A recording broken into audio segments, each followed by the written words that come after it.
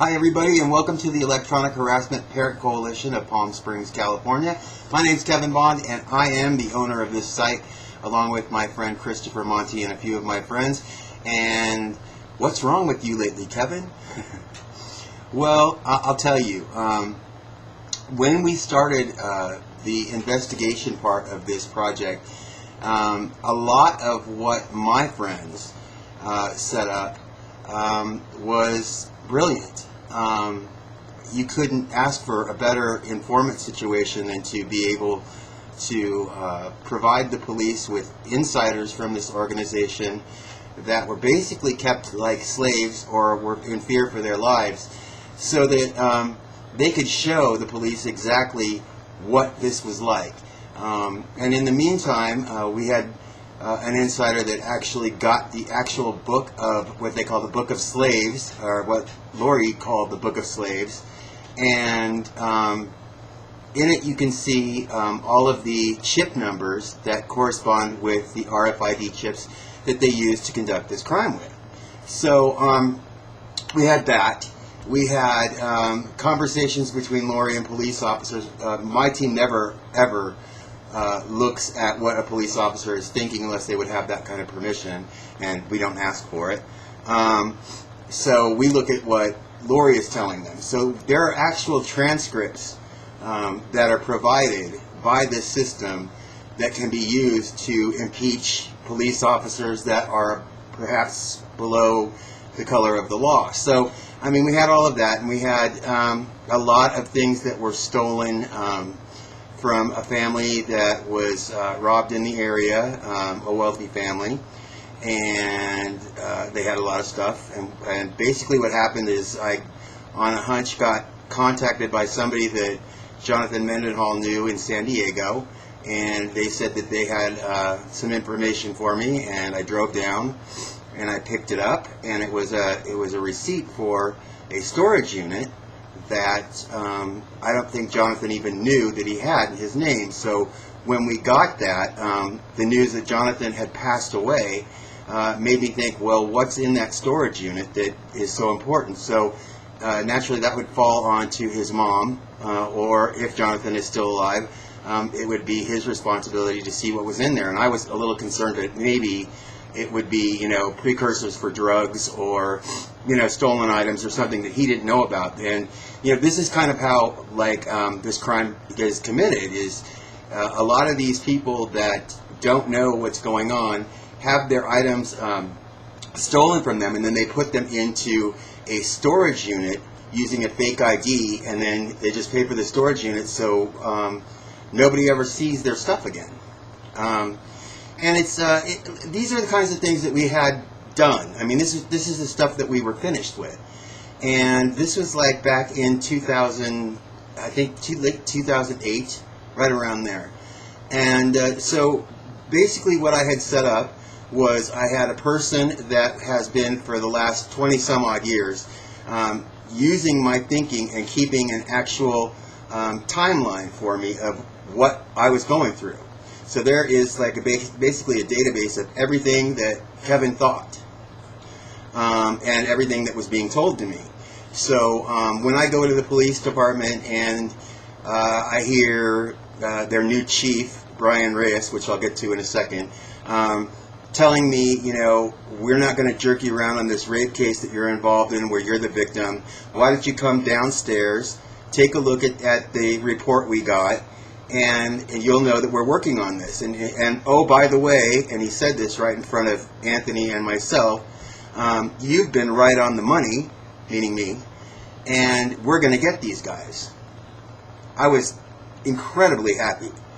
And then almost like 2 years later, he calls me up on the phone and says, by the way, we got a report from the Department of Justice Labs, and there's no evidence of any DNA on that clothing that's not yours, so there's nothing more we can do for you. That's the new chief of police.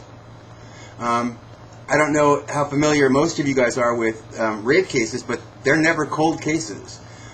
So basically what the police officer was telling me is he didn't believe that there was a rape. And then I had occasion to go to the hospital, and my dad was in the hospital, and I ordered a copy of the MRIs I had done right after I was raped, and you can see them on the blog. You can see my head is smashed. There is a portion in the back of my head that you can see the skull is literally pulled apart from it. You can see my brain has swollen to the point where it's reaching to the outer part of the skull, and that's not normal. So I submitted those on the blog because I'm not allowed to call the police department anymore. I had been threatened by officers Villegas and Doherty, told me not to contact them anymore about the case that I was working on. I said, well, I'm an informant for Brian Anderson, and they acted like they talked to him, and they didn't want me calling anymore. So basically, I had nowhere to turn. And then just a whole bunch of other stuff happened. But here I am with all this kind of evidence, my team with all this kind of evidence, sitting on all these things that we can take to the police and show them, look, we know what you did. We know what you've done. We want to work with you to stop this crime. And basically, nobody from them has ever done anything to help me at all. And after 8 years of investigation, the last 5, nothing's happened. We've been working so hard to keep all of this information safe and have the chain of custody kept beautifully. And we wanted to make sure that when we did present this, that everybody knows that this was done from the inside and from the outside. I had to work without any net at all. I mean, I had to basically do this with no friends, with nobody around me, nobody that supports me, nobody that does anything for me other than what they do in the background, and they don't tell me about it. So, what's wrong with me lately? Well, if you looked at the blog, you'll see that about 2 weeks ago, in the middle of the night, somebody came to my house and broke into one of the cars and stole all kinds of paperwork and stuff out. Now, this is the kind of stuff that Lori and her family do. They steal whatever paperwork's in your car, anything valuable, anything like that. Here's the rub, though. That particular night, I was here at this house by myself. And, previously, the nights before, I had been, talked to, screamed at, yelled at by Lori and her friends, to the point of where I'm exhausted. So, if I'm here by myself asleep at night, and she sends somebody over to go through my car, allegedly, then she can monitor me sleeping and tell him outside, hey, he's still asleep. Even though that security light came on, he's still asleep. There's no way anybody would have walked down my driveway knowing that we have these digital cameras everywhere and stood there while the light comes on and flashes in his face unless somebody was telling him, hey, look, he's still asleep. I've been so tired that when they finally don't talk to me while I'm sleeping, I sleep hard. And you can see from my biorhythms through the system that I'm still asleep. So basically they went through everything they could get. And then he walks out, and we knew that, we had video of him being dropped off, a car going by, coming down our driveway, getting into the car, leaving the driveway, and being picked up on the corner. It wasn't like they were hitting every house on the block. It was ours. It was my house. And when that happens, and I'm supposed to have a local team that helps me, I get very, very angry. And the one thing that I don't think people really understand is I have already been shot at because of this crime. You can see my skull was smashed. You can see that I have HIV now since 1987, before I even had sex. So there have been many opportunities for these people to get close to me when we're supposed to be working as a team keeping me safe. And when somebody comes to the house, somebody that is supposed to be under surveillance, and somebody is dropping them off and picking them up, that means they're too close to me. And that should never happen. And in 5 years where nothing else has ever happened, I got mad. And I got to the point where it was like, look, people, I've had everything stolen in my life because of this. I've dedicated my entire life to helping you and your kids and the future of the Palm Springs Police Department stop this crime.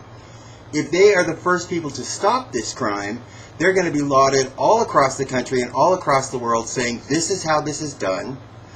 This community of gay people helped us solve this, so we look good, the police department looks good, and we all win. But one problem, the police department can't do anything else for me. And now it looks like Brian Anderson, my police contact, has now retired, so we don't have anybody there. And in addition, we have a brand new police chief, which just happens to be the guy that was in charge of my rape investigation.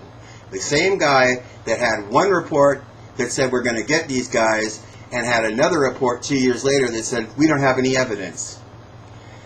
Basically, I think what we're afraid of here is that we have a police chief that is sympathizing with the criminals, in this case, to keep his police officers safe.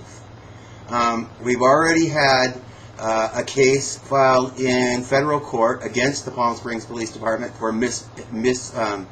informant misconduct, and it looks to me like some of those officers have been let go. I have to go to LA to sit down and go through the file and see what's happened. But what I really want to know is, is this what these other informants went through? Because that's what we've gone through. Christopher and I have been put through the mill. I mean, right after I was asked to be an informant and told him I was going to think about it, I was raped 2 weeks later. And, I was arrested 6 times after that, like in succession, without ever being convicted. It was like, you agreed to be an informant for us. Now we're going to show you that if you don't follow what this girl is telling you, we're going to throw you in jail, and there's nothing you can do about it. And then Christopher went to jail for 1.5 years. So, since I work on this by myself, and I'm always mindful that I have other people in the background that do work, and it's been 5 years, I am wondering, what the hell is going on? Because we had this thing set up perfectly. I employed people as an informant for the police department, and that's what you call it, employing them on the inside of this organization to gather the evidence that we needed to gain a conviction. And there are other operators that were on the system that felt the same way. They gave up a lot of evidence for us. They were, trying to get this whole problem solved so they never have to go through it either. And nobody is representing the victims. Everybody's representing these operators that felt like they had been, put in a position where they had to do this, or go to jail, or perhaps be hurt. But nobody's helping the victims that don't do anything. Just the ones that get stolen from, and the ones that have HIV, the ones that don't have any control over this operation, the ones like Doug and Randy and all of the people that you've seen on the videos, Bob Stansfield, myself. None of these people are being represented by the team that I put together. And to be honest with you, I have friends that have died because of this crime. And I have an obligation to their families to make sure that I get this done for the people that are like me, for the people that had nothing to do with any of the technology. We just were raped, implanted, and victimized. And I have an obligation. I'm not going to be nice to people because they think that I'm just one person. I'm not. I'm one of 600 men. And these people aren't being heard. And I want everybody to understand that these people are just as important. They're on the same level as all of you. They're not any less important to this investigation. Their families mean just as much to me, or more. And I want everybody to understand that when I get tired of this local team that doesn't provide me any protection or any kind of support, and then they, I'm hearing that, Christopher's part of this team, who knows? I mean, who knows? It's always kind of an up and up thing where you never know what's going on. And I think Christopher would agree too. You never know what they're telling you. Most of the time what you hear isn't the truth. So, one thing after another, police chief gets, put into office, the one that I can't stand. Everybody seems to like him, but they don't know that he came to court and tried to stop me from investigating my own rape. They don't know that he either A, covered up what happened with this DNA stuff, or B, blatantly just lied to me.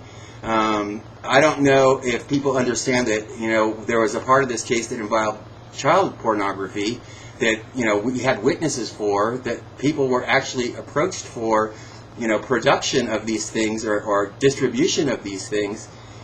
And he wanted to see them. I sent this guy to see him, and I get an email from this new chief saying, oh, he didn't have any information that we needed to know. And this is an eyewitness that has seen these films.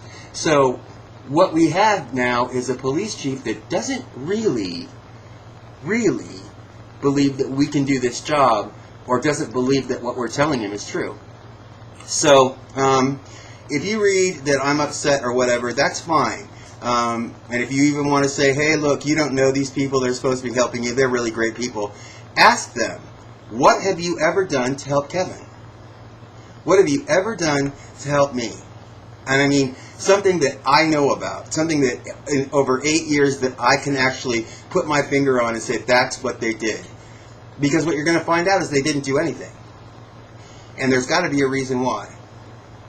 So my love goes out to all of the parents of these victims, Jonathan, Anthony, Christopher, Marky, Ken, and Benjamin, and Martin, and my guys and girls, Barbara, Tracy, Joe, everybody. Look, you're still my people. I work as an informant with you. Whoever else came in that started bungling this stuff up, it isn't your fault, and I understand that. But you need to help me, because at this point, if you cut me out of this part of the investigation, or the exposure part of this investigation, you don't have a leg to stand on. And you need an umbrella of informant work to cover you. And I know we haven't broken any laws, and I know that we've done this exactly the way it should be done. I have a lot of experience knowing what to do. So we need to make sure that we do this right for all of the victims of this crime, not just the operators that were once like me, but for all of the people that this has happened to, because this has been a tragedy that everybody should be aware of. And the police need to understand that we're not going to take it anymore. We're not guinea pigs. We're not the people that did this to each other. We were victims of a crime. And you can't just say to us that it didn't happen. Because it did. And they're very well aware that this technology exists. So, Brian Reyes can think that I'm an asshole, and I don't really care what he says, because his quote to me was, and this is the truth, you can say anything you want to about our department, there's nothing we can do about it, and I can't do anything for you. And you look at my skull, and it's like, how can you tell a person whose skull was smashed in that there's nothing you can do for them? You must not believe I got raped, but my head didn't break itself. So anyways, that's the way it went. I hope you guys are all enjoying your March Madness. I got my brackets, and I'm a huge Duke fan. So go Duke. But I just want everybody to realize that, hey, I'm working out now. I'm not working anymore because I had people calling my work all the time and complaining about me. And of course now Lori's telling me that you have to go back to work, and I'm like, no, I don't have to. I told you, Lori, that if you were going to try to call my work and cause problems, screw it, I'm not doing it, and I don't have to. So to everybody out there, I love you very much. I hope we can do some more of these video logs, but I thought maybe you wanted to hear from me, and that's it. Keep coming back. Thanks for the 100,000 hit. I really appreciate everything that you guys do behind the background. I just would love to see somebody reach out a hand and say, it's time to talk to you, Kevin. It's your turn to understand how bad this is and what you've done to help everybody stop it. All right? So that's the way it is, and I will talk to you all soon. Thanks.